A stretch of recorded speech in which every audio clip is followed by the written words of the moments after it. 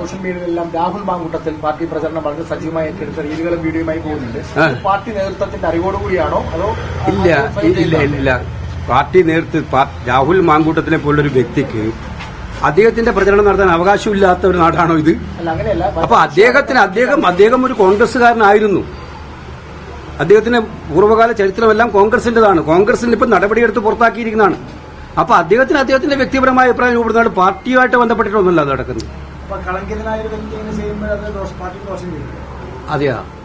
അപ്പൊ അത് അക്കാര്യത്തില് പിന്നെ ബുദ്ധിമുട്ടാണെങ്കിൽ തിരിച്ച് ഒരുപാട് കളങ്കിതരായ വ്യക്തികൾ അപ്പുറത്തുണ്ടായിരുന്നല്ലോ. അവരൊക്കെ എന്താ ചെയ്യുന്നത്? അല്ല, ഞാൻ രാഹുൽ മാങ്കൂട്ടത്തിനെ ശിക്ഷിച്ചോ? അപ്പൊ ഞാൻ പറഞ്ഞല്ലോ, രാഹുൽ മാങ്കൂട്ടത്തിനെ പാർട്ടിയിൽ നിന്ന് പുറത്താക്കിയില്ലേ? നിങ്ങക്ക് വേറെ വിഷയമൊന്നുമില്ല. ഇന്ന് ഇന്നലെ ഒരു അഭിമുഖത്തിൽ പറഞ്ഞിരുന്നു, ഈ SDPI വർഗീയ പാർട്ടിയെ കാണുന്നില്ല, SDPIയുടെ വോട്ട് സ്വീകരിക്കാം എന്നാണ് UDF സ്ഥാനാർത്ഥി. അറിയില്ല, ഞാൻ കണ്ടിട്ടില്ല.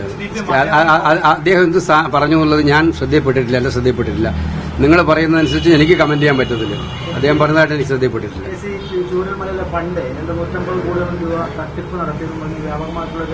ഇതും കൈരളി ഉണ്ടാക്കിയാണ്.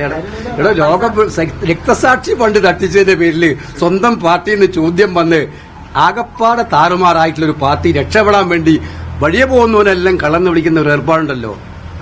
ഞങ്ങളുടെ ഫണ്ട് ഞങ്ങൾ പുറത്തിറക്കാന്ന് പറഞ്ഞിട്ടുണ്ടല്ലോ. വെയിറ്റ്, ഞങ്ങൾക്ക് കിട്ടിയ ധനലക്ഷ്മി ഫണ്ടിലെ അക്കൗണ്ടിലുണ്ട്. എത്ര ഫണ്ട് കിട്ടി ഇതൊക്കെ കണക്കില്ലേ? അത് KPCC പറയും. ഞങ്ങൾ ഒളിച്ചോടുന്ന മുതലല്ല. അതിപ്പോ ഇത്ര പ്രാവശ്യം ഞാൻ പറഞ്ഞു, ഇന്നലെയും പറഞ്ഞു. ഇത് നിങ്ങളോട് രാവിലെ പറഞ്ഞു, ഷാജി എനിക്കറിയാം ഇന്നിന്ന ചോദ്യം ചോദിക്കണം. KC വേണുപോലെ വരുമ്പോ ഇന്നിന്ന ചോദ്യം ചോദിച്ചിരിക്കണം.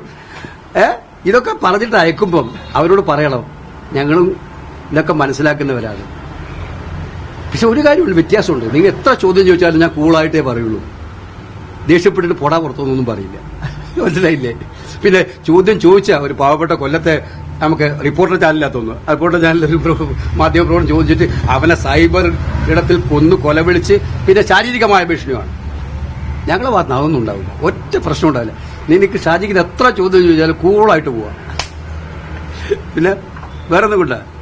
അതുകൊണ്ട് ഈ ഇടതുപക്ഷ മുന്നണി പ്രകടന പത്രിക സത്യത്തിൽ അവര് നടത്തിയിട്ടുള്ള വാഗ്ദാന ലംഘനങ്ങളുടെ പുനരാവർത്തനമാണ് നടത്തിയിരിക്കുന്നത്. ഇത് ജനങ്ങൾക്ക് വിശ്വസിക്കാൻ പറ്റുന്നതല്ല. UDFന്റെ വൻ വിജയത്തിൽ അങ്കലാപ്പ് പൂണ്ട CPM-ഉം മുഖ്യമന്ത്രിയും ഒക്കെ തന്നെ വിരളി പിടിച്ചോടുന്ന ചിത്രമാണ് ഇപ്പോൾ വ്യാജ പ്രചരണങ്ങളുമായി വന്നുകൊണ്ടിരിക്കുന്നത്. ഞങ്ങൾ വീണ്ടും പറയാണ്, വോട്ട് ഞാൻ വീണ്ടും ഇന്നലെ പയ്യന്നൂരിൽ പറഞ്ഞതാണത്, കോഴിക്കോടും പറഞ്ഞതാണ്. കള്ളവോട്ട് ചെയ്യാൻ ഇന്ന് കണ്ണൂരിൽ നിന്ന് വ്യാപകമായി പരാതികൾ വന്നുകൊണ്ടിരിക്കുകയാണ്.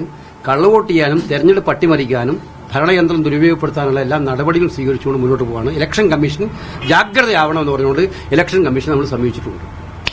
Okay, thank you.